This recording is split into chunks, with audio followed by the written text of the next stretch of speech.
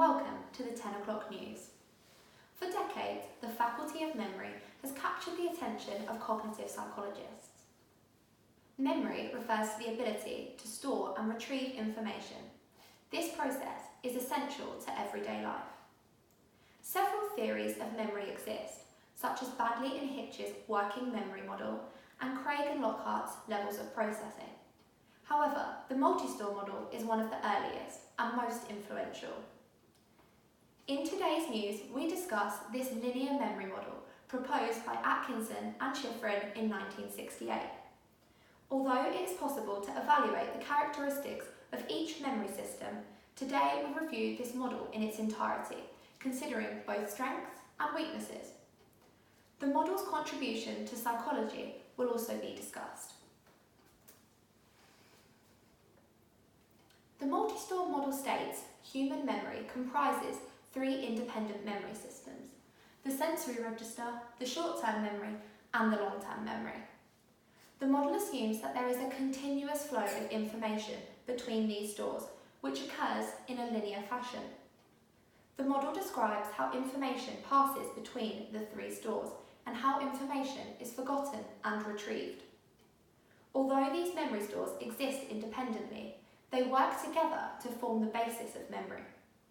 It is recognised that each memory store is distinguishable by its capacity, which concerns the amount of information that can be stored, its coding, which refers to the way information is stored, and duration, which concerns the length of time information remains for.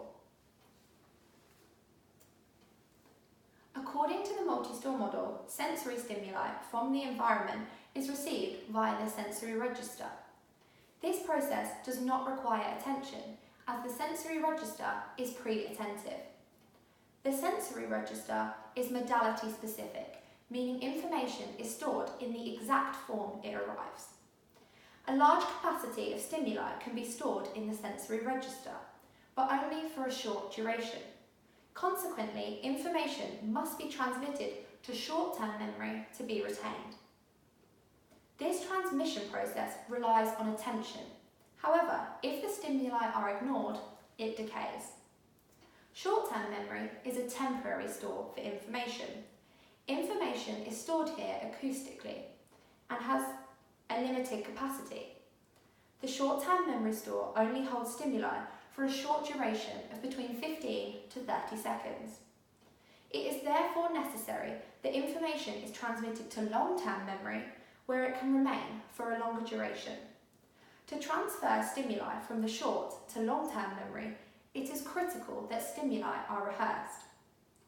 If rehearsal fails to occur, the stimuli decays.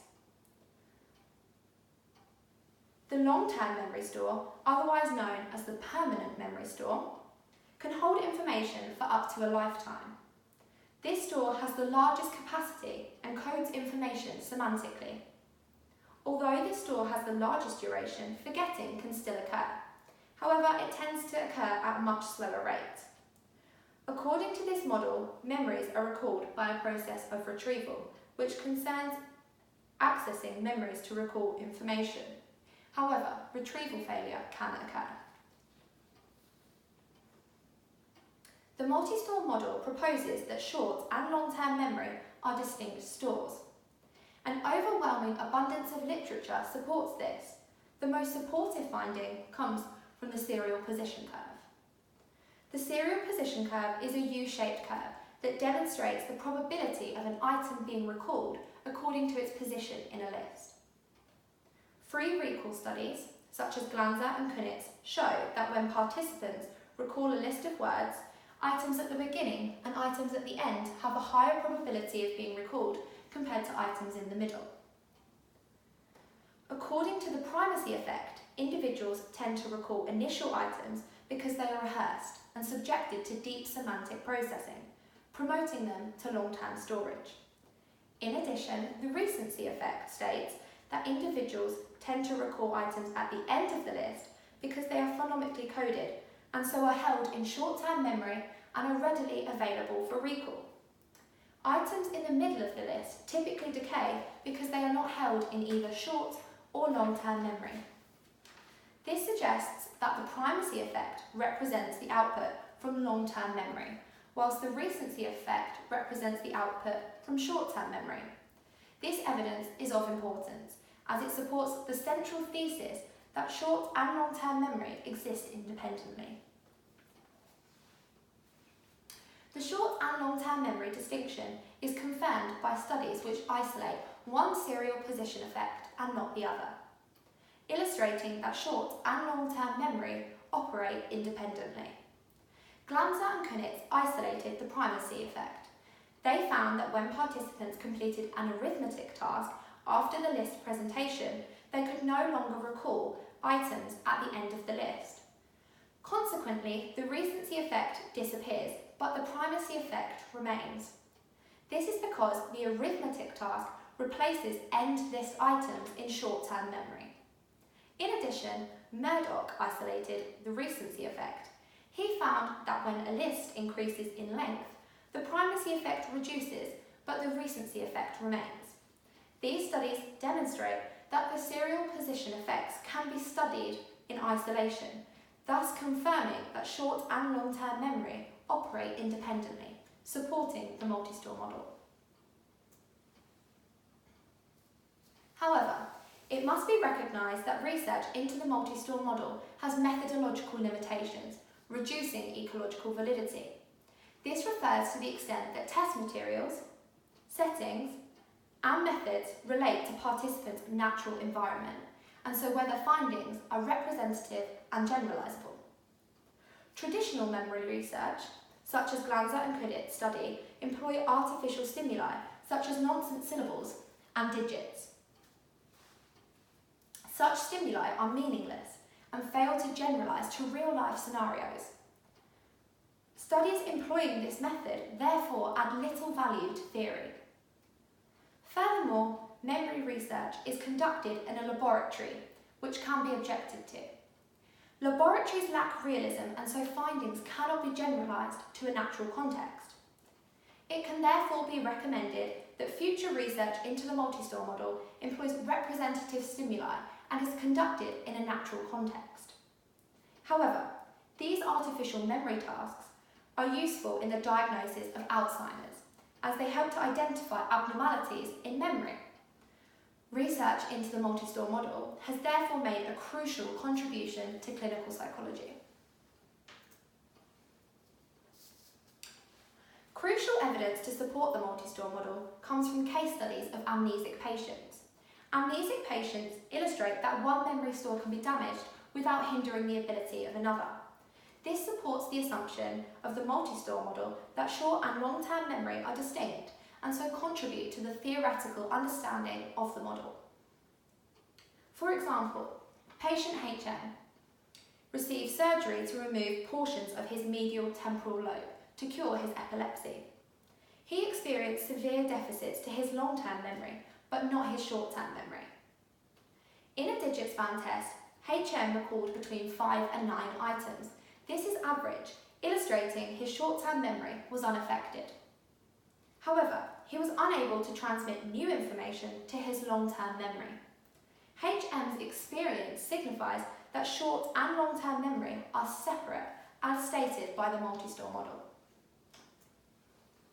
The experience of Clive Waring also supports the short and long-term memory distinction. Clive Waring contracted herpes simplex encephalitis and suffered damage to his hippocampus, the region of the brain responsible for long-term memory. Clive Waring no longer recognised his children or friends, illustrating poverty of recall in his long-term memory. His short-term memory was unaffected. His experience also confirms that short and long-term memory are distinct, as he experienced damage to only one store. It is important to illustrate the distinction between long and short-term memory so that the roles of each memory store are defined.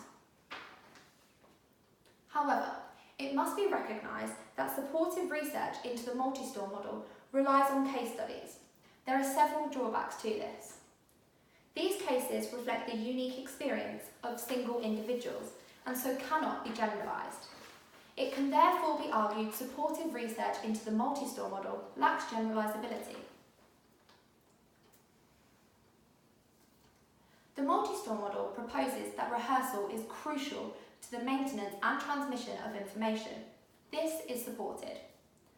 3 recall studies comparing the long-term memory of young and old participants illustrate that younger participants are better able to recall information from long-term memory. This difference in recall is attributed to rehearsal and not age.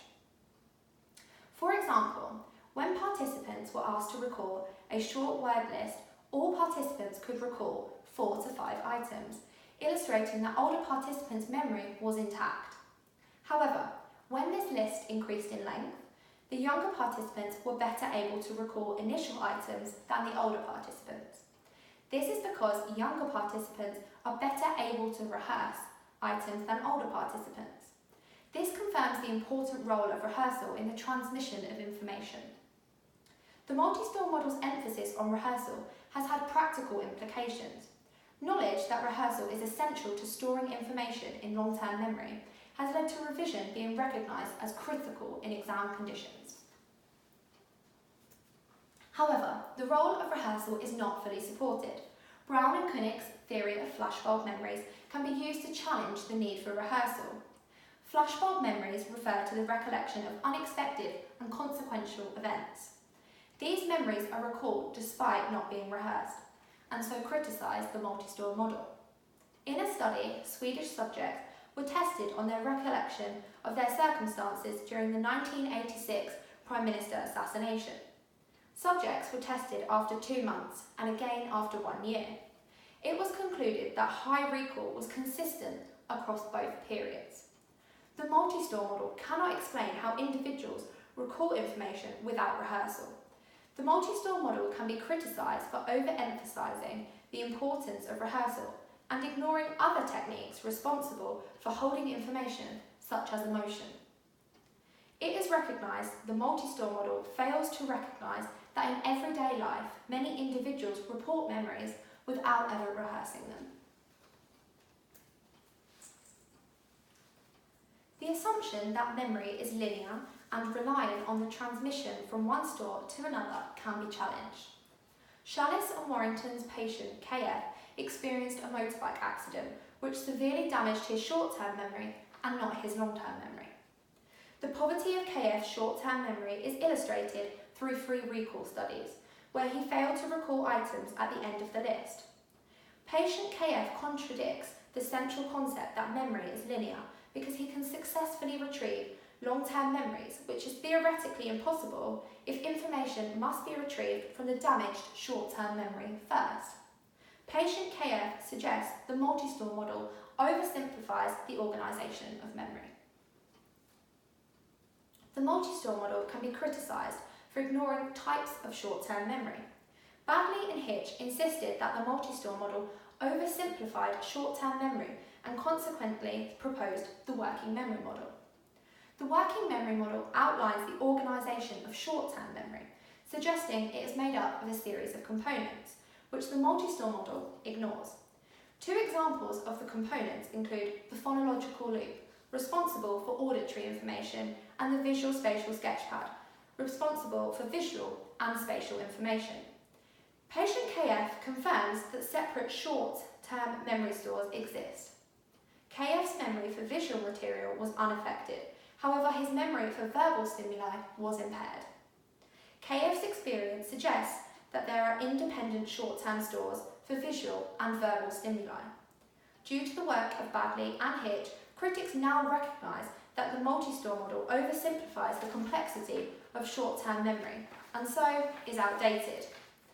This finding is one of the most contradictory and caused many doubts surrounding the multi-store model. The multi-store model can also be criticised for ignoring types of long-term memory. Since the establishment of the multi-store model, Tolving et al. Identified 3 types of long-term memory: episodic, semantic, and procedural. Episodic memories refer to the recollection of personal experience. Semantic memories refer to the recollection of factual knowledge, and procedural memories concern the recollection of how to perform skills. This long-term memory theory criticises the multi-store model, showing the model ignores types of long-term memory. Neuroimaging studies confirm this, illustrating that episodic and semantic memories activate separate regions of the brain and so must be unique from one another. Research shows that the left temporal lobe is responsible for episodic encoding, whilst the left inferior prefrontal cortex is responsible for semantic retrieval. This research confirms that the multi-store model ignores the complexity of long-term memory. This finding is crucial in illustrating that the multi-store model oversimplifies the organisation of memory. In summary, the multi-store model clearly ignores types of short and long-term memory, and therefore poses an outdated and incomplete explanation of memory. However, despite the potential limitations of the multi-store model, Atkinson and Schifrin must be praised for their contribution to memory research and so much of psychology. The multi-store model was one of the first to draw attention to the organisation of memory and was a step away from simple and comprehensive models that dominated at the time. Their model outlined the typical functioning of memory and so has been used to identify abnormalities such as memory damage. Their model was referenced in the diagnosis of amnesic patients such as HN and is therefore an important contribution to clinical psychology. This model also inspired critics such as Badley and Hitch to extend the understanding of memory and establish memory models such as working memory. The multi-store model has therefore shaped much of cognitive psychology. The time now is 6:15. Thank you for watching. Goodbye.